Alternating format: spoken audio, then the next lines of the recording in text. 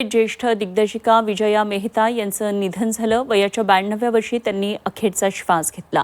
रंगभूमीवरील अनेक कलाकार घडवण्यामध्ये विजयाबाई मेहता यांचं मोठं योगदान आहे। रंगभूमीच्या दीपस्तंभ हरपल्याची भावना मराठी रंगभूमीवरील अनेक कलाकारांनी व्यक्त केली। एक उत्तुंग असं हे व्यक्तिमत्व, एक शिस्तप्रिय गुरु आणि अभिनयाचा एक स्वतंत्र विचार मांडणाऱ्या विजया मेहता यांचं निधन झालं। वयाच्या 92व्या वर्षी त्यांनी अखेरचा श्वास घेतला। विजया मेहता यांची एक्झिट ही संपूर्ण कलाविश्वासाठी चटका लावून जाणारी आहे। रंगभूमीवरील एक मार्गदर्शक आणि एक दिग्गज व्यक्तिमत्व काळाच्या पडद्याआड गेले।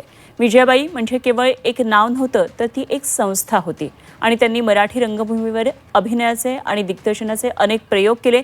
60 वर्षांहून अधिक काळ त्यांनी आपल्या प्रतिभेनं रंगभूमी समृद्ध केली। अभिनयासोबतच पार्टीसारख्या चित्रपटातील त्यांची भूमिका प्रेक्षकांच्या आजही लक्षात आहे आणि विशेषतः नवीन पिढीतील कलाकारांना घडवताना त्यांनी दाखवलेला संयम आणि शिस्त ही वाखाणण्याजोगी होती।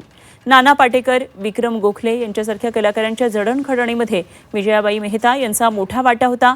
रावसाहेब पेस्तांची हे हिंदी चित्रपट तर स्मृतिचित्र ही मराठी टेलिफिल्म विजयाबाईंनी दिग्दर्शित केलेली।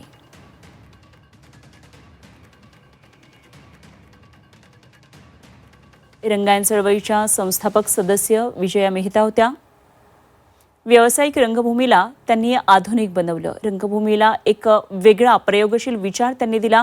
प्रायोगिक रंगभूमीला जागतिक परिमाण त्यांनी प्राप्त करून दिलं। विविध शैली, आकृतिबंधाच्या नाटकांचं त्यांनी दिग्दर्शन केलं। नाटकांचा आशय, विषय यामध्ये त्यांनी वैविध्य ठेवलं। 60हून अधिक नाटकांमध्ये काम आणि दिग्दर्शन त्यांनी केलं। विजय तेंडुलकर, डॉक्टर श्रीराम लागू, अरविंद देशपांडे यांच्यासोबत त्यांनी काम केलं। गाजलेल्या भूमिका त्यांच्या म्हणजे संशय कल्लोळ, तुझा आहे तुझपाशी, सुंदर मी होणार। दिग्दर्शित नाटकांमध्ये आहे 1-0 बाजीराव, मादी, मी जिंकलो मी हरलो। त्यांचे गाजलेले चित्रपट म्हणजे रावसाहेब पेस्तांची पार्टी,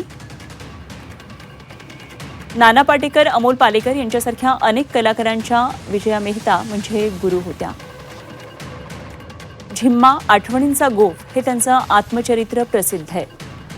रंगभूमीवरच्या स्थित्यंतराचा, त्यामध्ये केलेल्या प्रयोगांचा सगळा लेखाजोखा या पुस्तकामध्ये।